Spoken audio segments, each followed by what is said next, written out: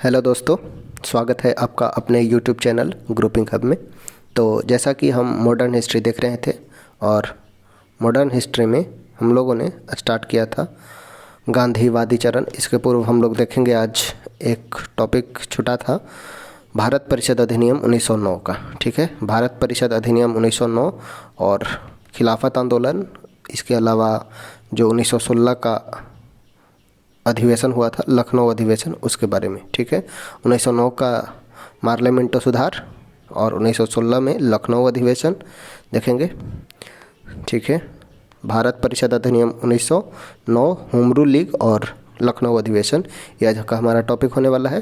तो वीडियो के अंत तक बने रहिएगा। अगर आपको अच्छा लगे तो वीडियो को लाइक कीजिएगा, अपने दोस्तों के साथ शेयर कीजिएगा और चैनल पे पहले बार विजिट किए हैं तो चैनल को सब्सक्राइब कर लीजिएगा ताकि आपको रेगुलर अपडेट मिलते रहें।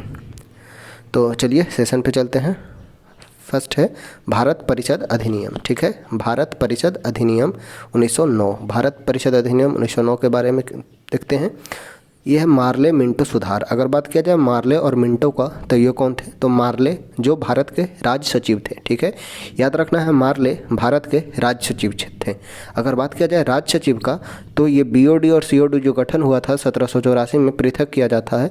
इसे समाप्त कर दिया जाता है 1858 में। ठीक है, 1858 में समाप्त कर दिया जाता है और एक पद बनाया जाता है राज्य सचिव। ठीक है, राज्य सचिव पद बनाया जाता है और यही राज्य सचिव जो होते हैं वो होते हैं मार्ले। ठीक है, और मिंटो जो होते हैं यहाँ के वायसराय होते हैं।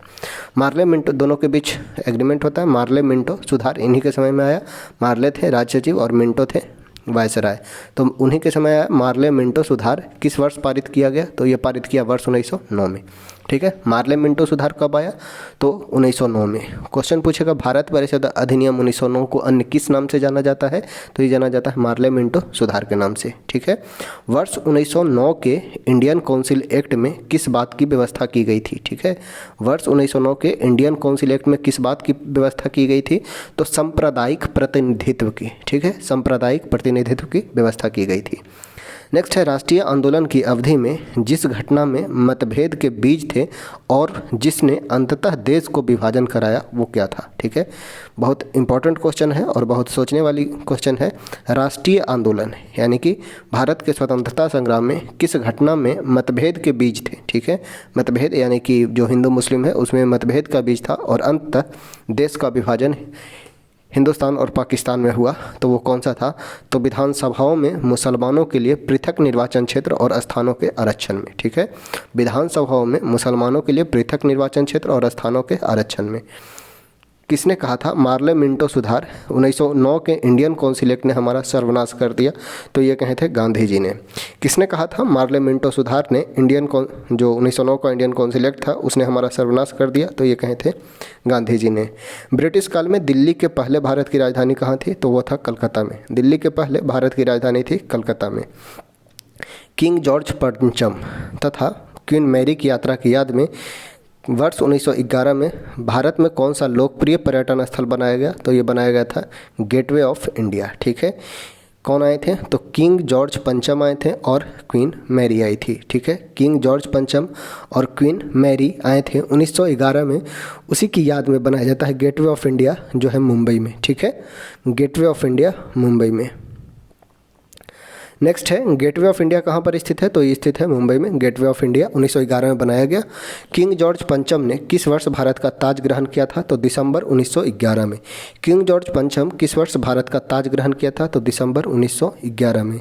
नेक्स्ट है दिल्ली को भारत की राजधानी बनाने की घोषणा कब की गई? ठीक है, घोषणा की जाती है दिसंबर 1911 में। ठीक है, दिल्ली को भारत की राजधानी बनाने की घोषणा की जाती है दिसंबर 1911 में।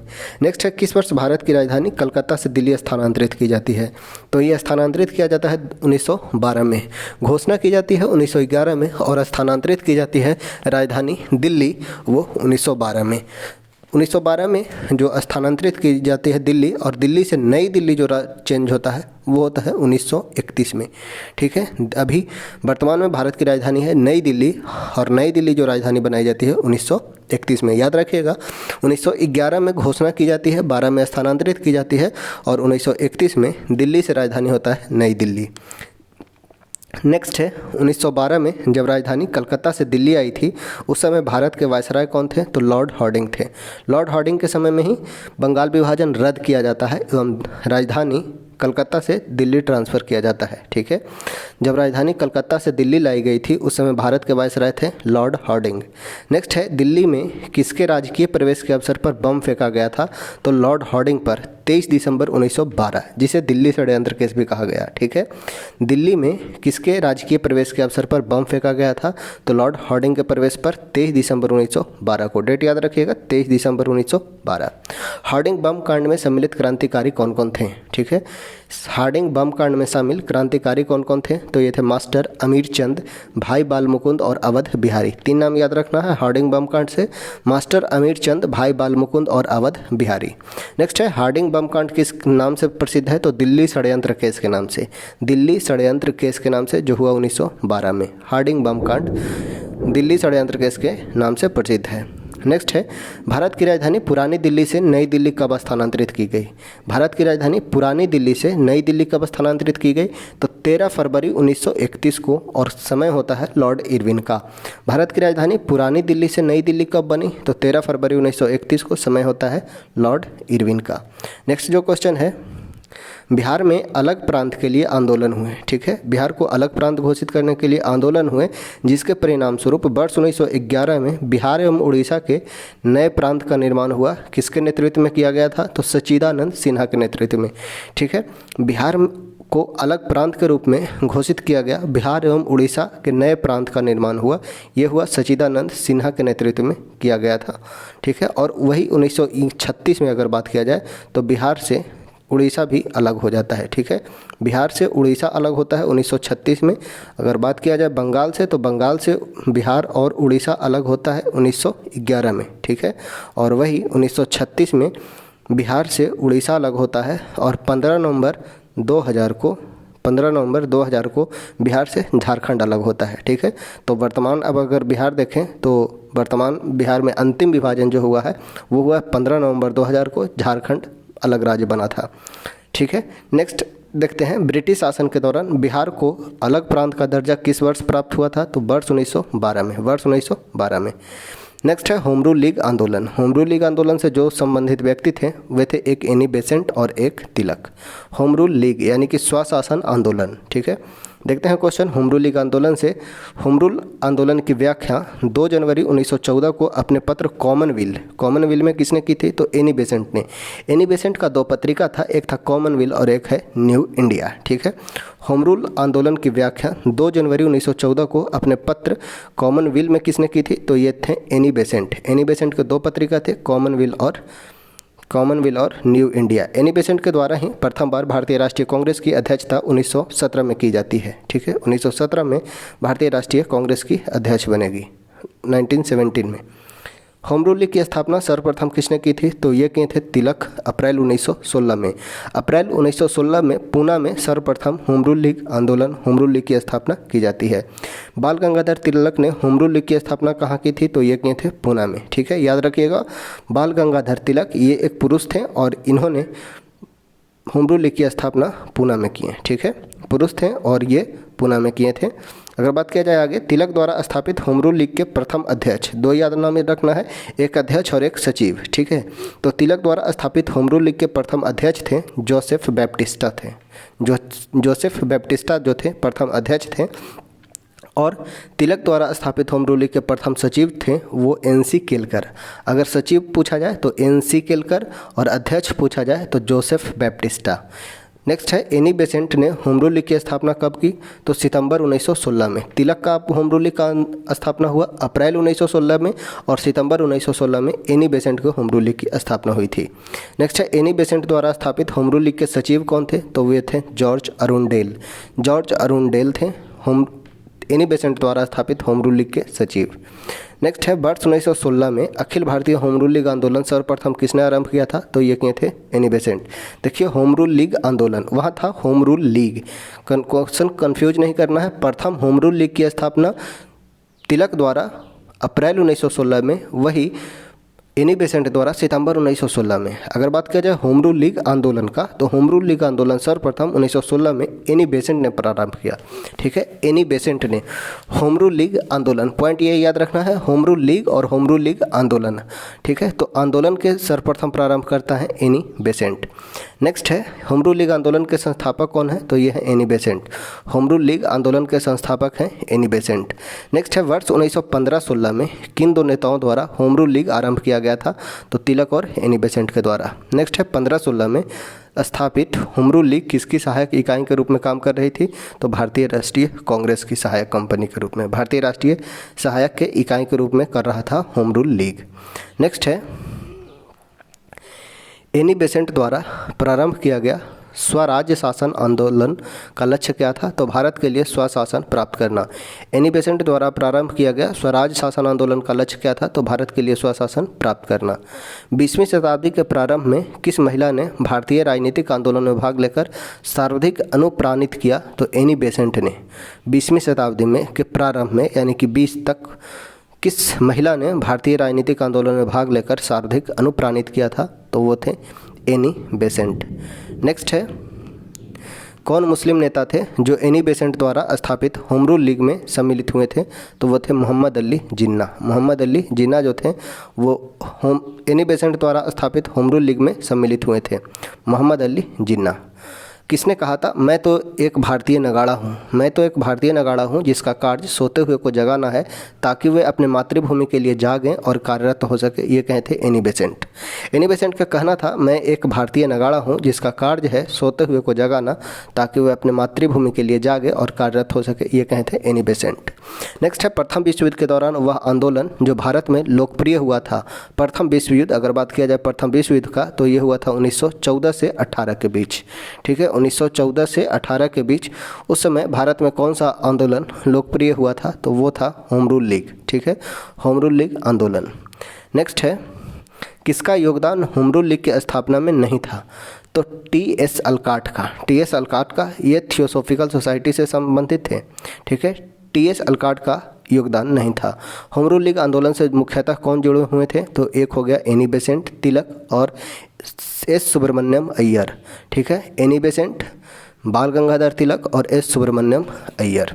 नेक्स्ट है होम रूल लीग आंदोलन भारत के स्वतंत्रता संग्राम के एक नए चरण का आरंभ का घोतक क्यों था। होम रूल आंदोलन जो था भारत के स्वतंत्रता संग्राम के नए चरण के आरंभ का घोतक क्यों था, तो इसने देश के सामने स्वशासन यानी कि सेल्फ गवर्नमेंट की एक ठोस योजना रखी थी, यानी कि जो गवर्न करेंगे वो सेल्फ करेंगे, तो यही था सेल्फ गवर्नमेंट यानी कि होम रूल आंदोलन, होम रूल लीग।